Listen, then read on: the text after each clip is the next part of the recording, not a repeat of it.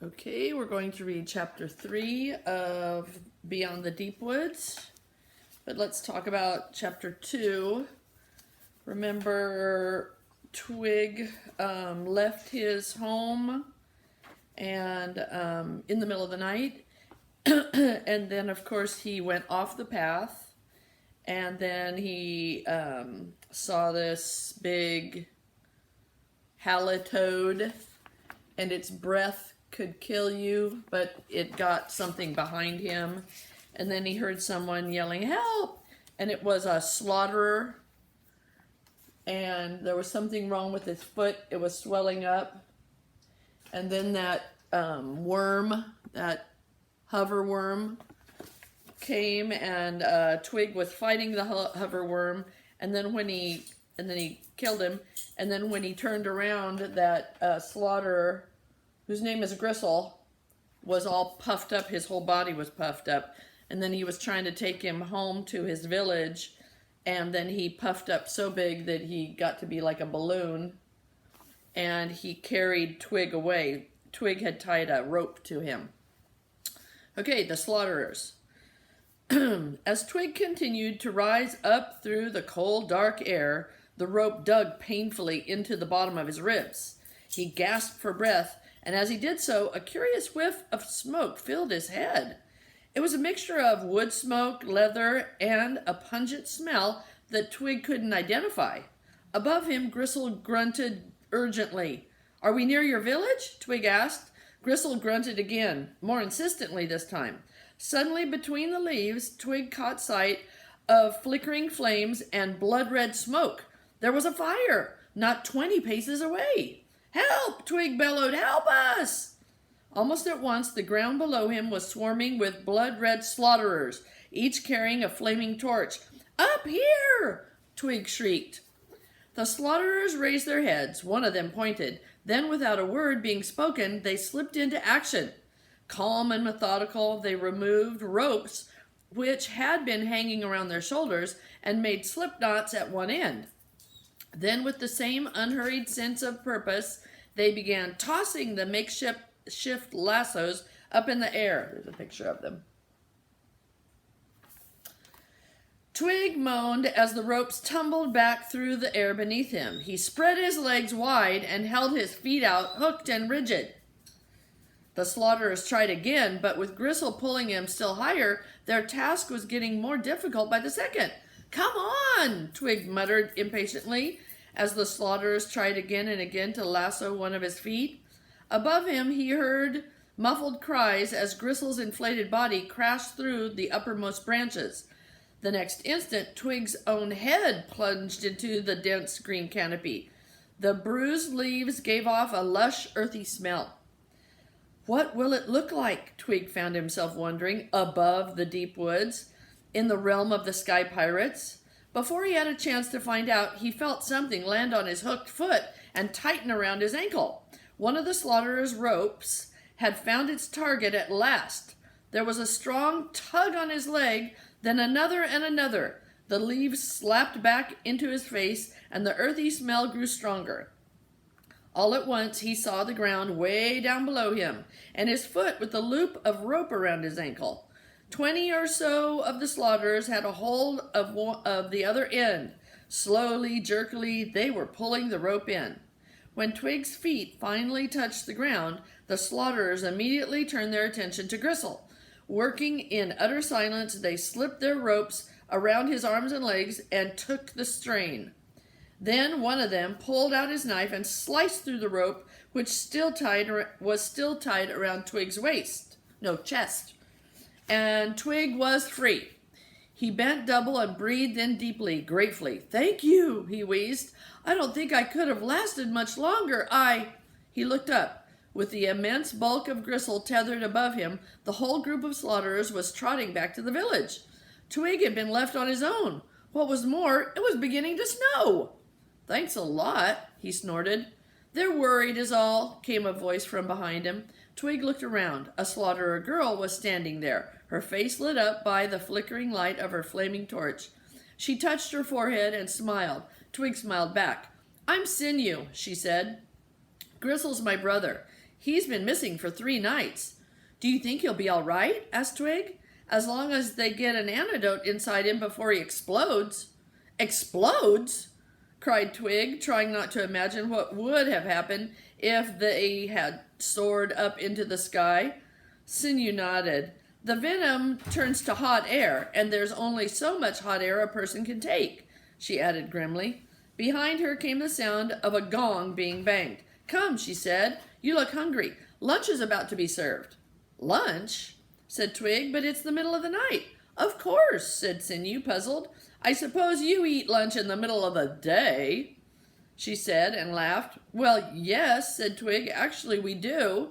Sinew shook her head. You're strange, she said.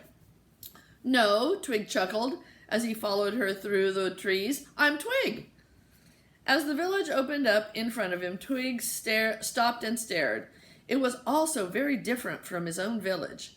The slaughterers lived in squat huts rather than tree cabins, and whereas the wood troll cabins were all tiled with luff wood for buoyancy, the slaughterers had constructed their huts with dense lead wood, which anchored them firmly to the ground. There were no doors to their dwellings, only thick hamel horn skin curtains designed to keep out drafts, not neighbors. Sinew led Twig toward a fire, the fire he had first glimpsed through the overhead branches.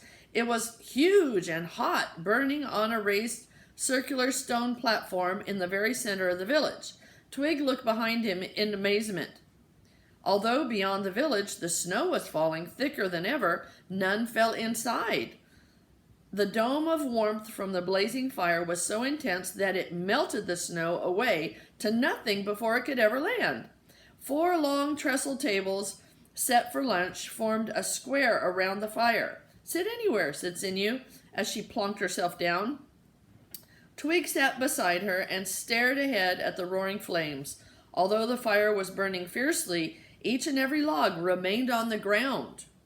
What are you thinking? He heard Sinew say. Twig sighed. Where I come, he said, we burn buoyant wood, luff wood, lullaby, you know. It's all right, but you have to use a stove. I've never seen a fire outside like this. Here's a picture.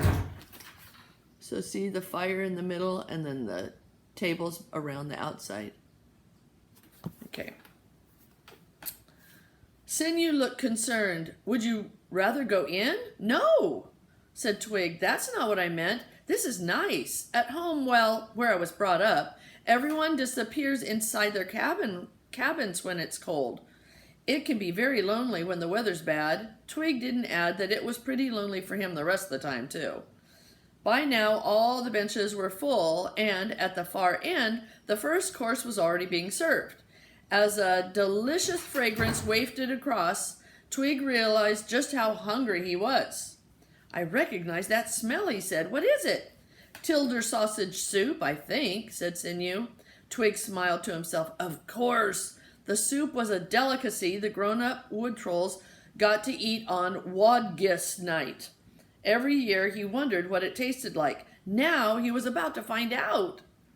Move your elbow, love, came a voice from behind him. Twig looked around. An old woman was standing there with a ladle in her right hand and a round pot in her left. When she saw Twig, she drew back sharply. Her smile disappeared and she gave a little shriek. A ghost! She gasped. It's all right, Graham Tatum, said Sinew, leaning over. This is Twig. He's from outside.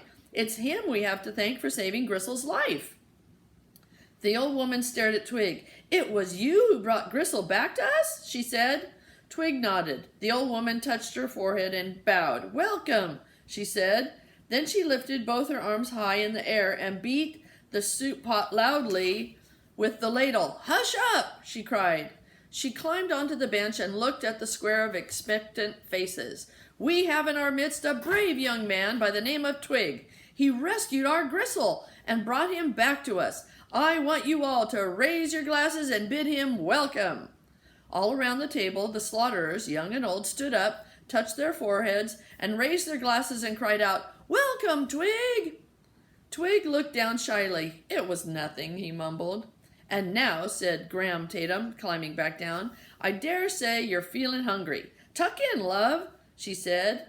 as she ladled the soup into his bowl. "And let's see if we can get some color into those cheeks of yours," she added. The Tilder sausage soup tasted as delicious as it had smelled. Simmered until the sausages were soft in stock, seasoned with niblick and orange grass, the soup was rich and spicy. It was also just the start. Juicy Hamelhorn steaks, rolled in seasoned knot root flour and deep fried in Tilder oil, came next, accompanied by earth apples and tangy blue salad. And this was followed by honey trifle and dillberry blancmange, and small wafer biscuits drenched in treacle. Twig had never eaten so well, nor drunk so much. A large jug full of wood apple cider stood in the center of each of the 4 tables, and Twig's mug was never allowed to empty. As the meal went on, the atmosphere grew increasingly rowdy. The Slaughters forgot about their guest, and the air, already warmed by the blazing fire, became warmer still, with laughter and joking, with the telling of tales and sudden bursts of song. And when Gristle himself appeared, apparently none the worse for his ordeal, everyone went mad. They cheered, they clapped, they whooped and whistled, their crimson faces aglow in the bright firelight. 3 men jumped up and hoisted Gristle onto their shoulders, and while they paraded him around and around, the rest of the Slaughters beat their mugs on the table and sang a simple song in their deep and syrupy voices. "Welcome back, lost slaughterer, welcome like a stranger, welcome back from the deep, deep woods, welcome back from danger." Over and over they repeated the verse, not all together, but as a round, with each table of Slaughterers waiting their turn to start singing. The air was filled with swirling harmonies, more beautiful than Twig had ever heard.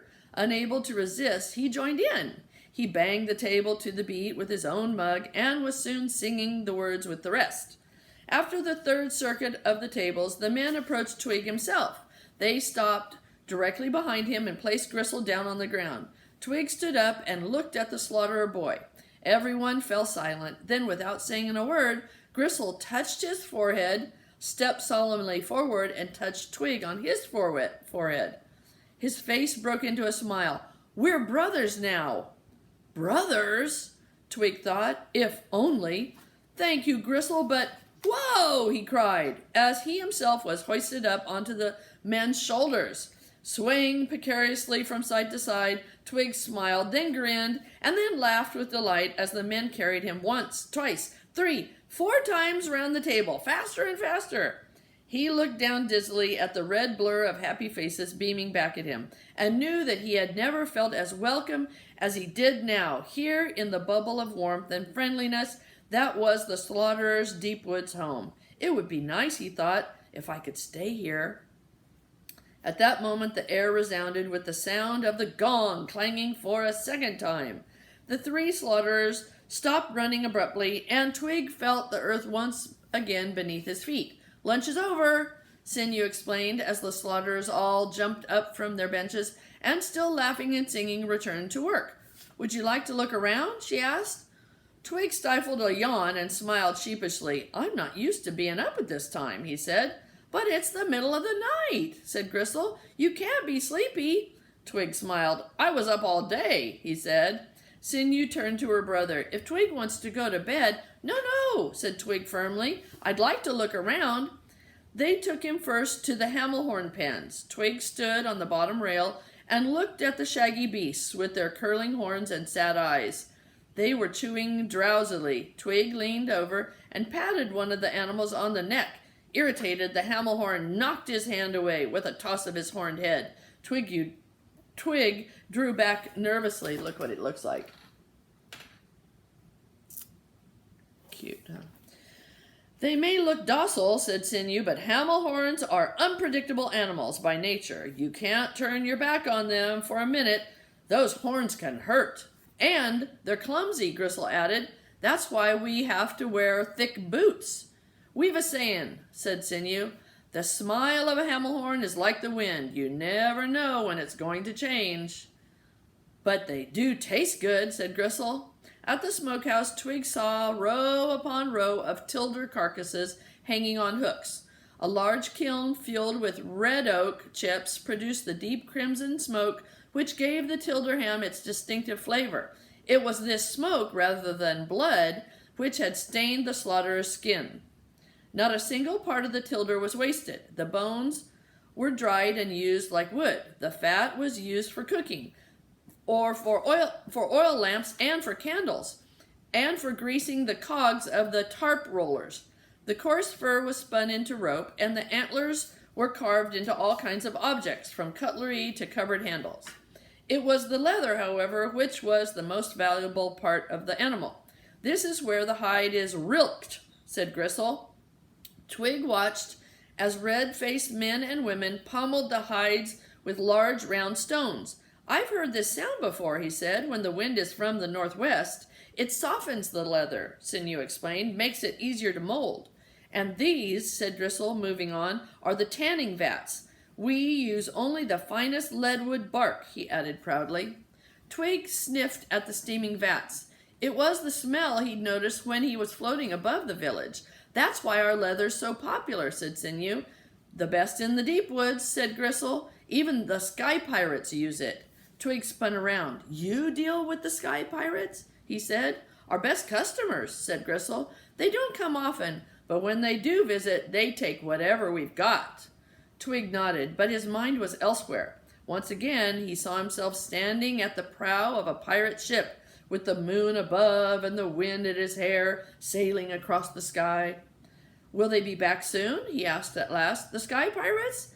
said Gristle, and shook his head. "It's not long since they were last here. They won't be back for a while now." Twig sighed. He suddenly felt immensely weary. Sinew noticed his eyelids growing heavy. She took him by the arm. "Come," she said, "you must rest. Ma Tatum will show you where you're to sleep." This time Twig didn't argue. Almost dead on his feet, he followed Sinew and Gristle to their hut. Inside, a woman was mixing something red in a bowl. She looked up. "Twig," she said, and wiped her hands on her apron. "I've been wanting to see you." She bustled her way towards him and enfolded him in her stubby arms, the top of her head pressed against Twig's chin. "Thank you, pale one," she sobbed. "Thank you so much." Then she pulled herself away and dabbed at her eyes with the corner of her apron. "Take no notice," she sniffed. "I'm just a silly old woman." "Ma Tatum," said Sinew, "Twig needs to sleep." "I can see that," she said. "I've already put some extra bedding in the hammock. But before that, there are one or two important things She began rummaging furiously through a chest of drawers, and the air was soon filled with the things she was not looking for. "Ah, here we are," she exclaimed at last, and handed Twig a large furry waistcoat. "Try it on." It's kind of like a vest. See, and there's what she looks like. Okay. "Try it on." Twig slipped the waistcoat over his leather jacket. It fitted perfectly. "It's so warm," he said. It's a hamel-horn skin waistcoat," she told him as she did up the toggles at the front. "Our specialty," she added, and not for sale." She cleared her throat. "Twig," she said, "I would like you to accept it as a token of my gratitude for bringing Gristle back to me safe and sound." Twig was overwhelmed. "Thank you," he said. "Stroke it," said Gristle. "What?" said Twig. "Stroke it," he repeated, and giggled excitedly. Twig ran his palm down over the fleecy fur. It was soft and thick. "Very nice," he said. "Now the other way," Gristle persisted. Twig did as he was told. This time the fur bristled and stiffened. "Ow!" he cried, and Gristle and Sinew burst out laughing. Even Ma Tatum was smiling. "It's like needles," said Twig, sucking on his hand. "Dead or alive, you should never rub a hamel horn up the wrong way," Ma Tatum chuckled. "I'm glad you like my gift," she added. "May it serve you well." "It's very kind of you," Twig began, but Ma Tatum was not done yet. "And this will protect you from the unseen dangers," she said, and slipped a tulle leather charm around his neck. Twig smirked. Mothers, it seemed, were superstitious wherever they lived. You would do well not to mock," said Ma Tatum sharply. "Oh, Pope!" I'm going to shut that off.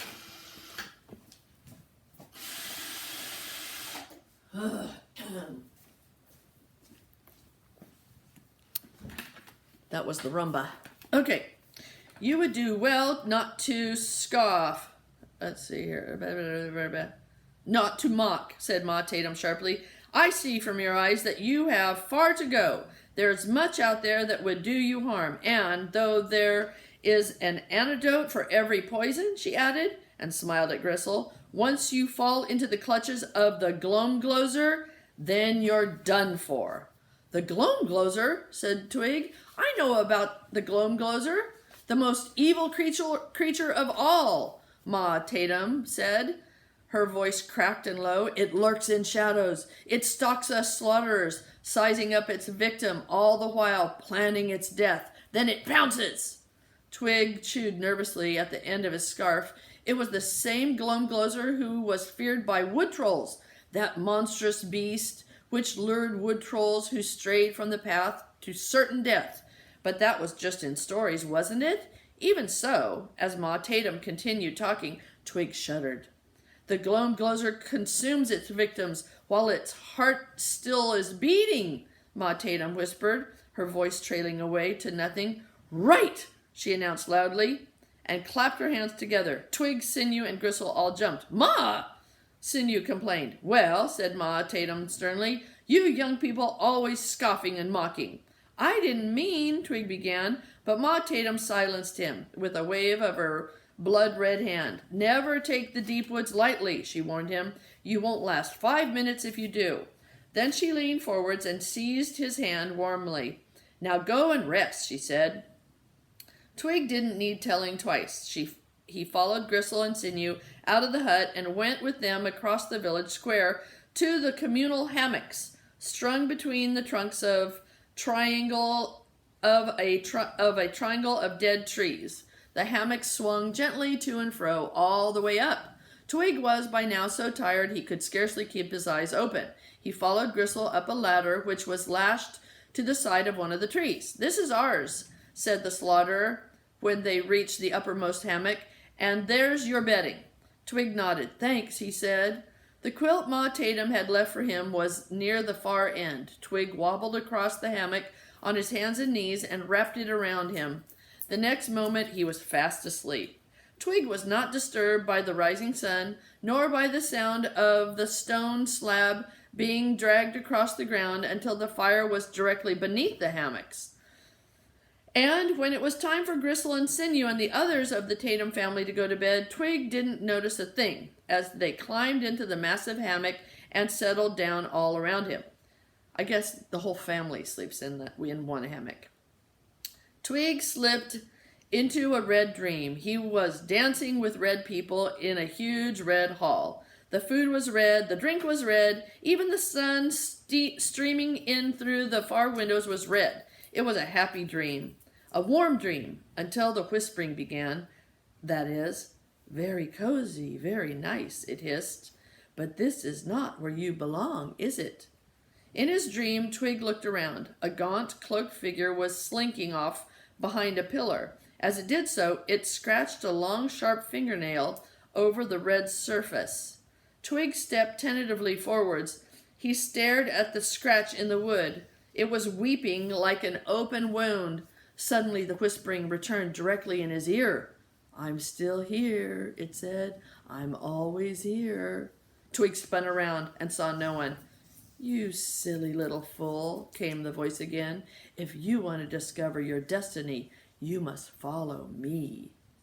Twig stared in horror as a bony hand with yellow talons emerged from the folds of the cloak, reached up and clasped the hood. It was about to reveal its face. Twig tried to turn away, but he couldn't move. All at once the creature cackled with hideous laughter and let its hand drop down to its side. You shall know me soon enough, it hissed, and leaned towards him conspiratorially. Twig's heart pounded furiously. He felt the warmth of the creature's breath against his ear and smelt a sulphurous mustiness which seeped from its hooded cloak. Wake up! The sudden cry exploded inside Twig's head.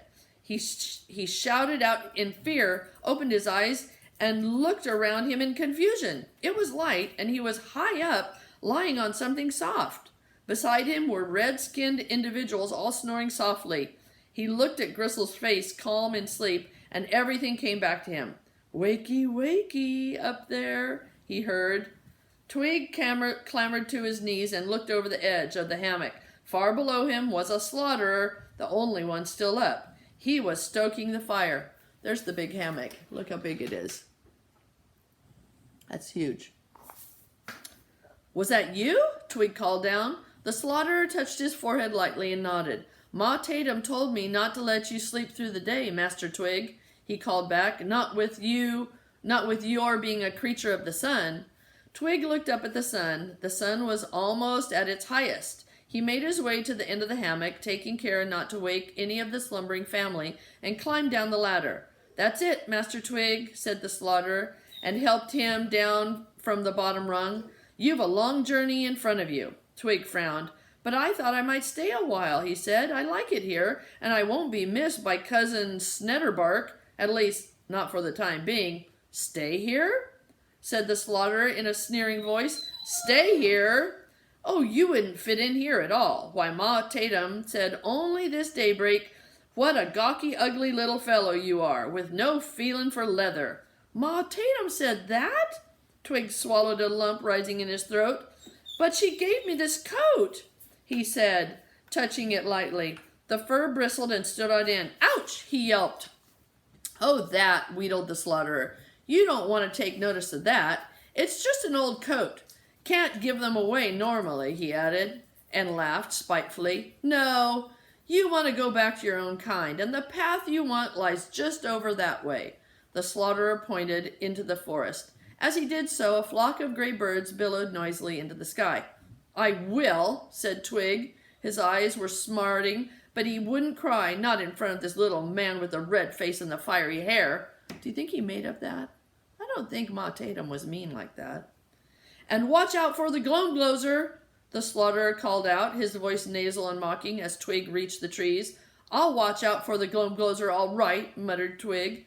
"And for stuck-up slaughterers who treat you like a hero one minute and a bark slug the next." He turned to say as much, but the slaughterer was already gone. Twig was on his own once more. Dun, dun, dun. The next chapter is called The Skull Pelt.